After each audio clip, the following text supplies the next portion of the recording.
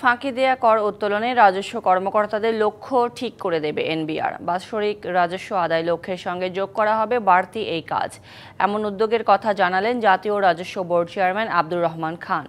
সকালে রাজধানীর একটি হোটেলে আইসিএমএবি ফরেন ইনভেস্টর চেম্বার এবং জাপান বাংলাদেশ চেম্বারের আয়োজনে অর্থনৈতিক ও ব্যবসায়িক প্রবৃদ্ধি, জাতীয় বাজেট 2025-26 নিয়ে আলোচনায় তিনি আরও বলেন, আগামী বাজেট হবে ব্যবসায়ী বান্ধব। বলা হয়, ব্যবসায় পরিচালনায় লাগামহীন ব্যয়, উচ্চ কর হার এবং অনিশ্চয়তায় বাড়ছে না বিনিয়োগ।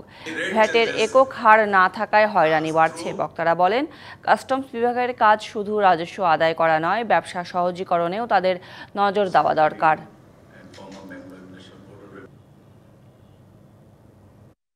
They report to us how many tax they have collected. আমরা কর ফাঁকিবাজদের কাছে আদায় বাড়াতে চাই।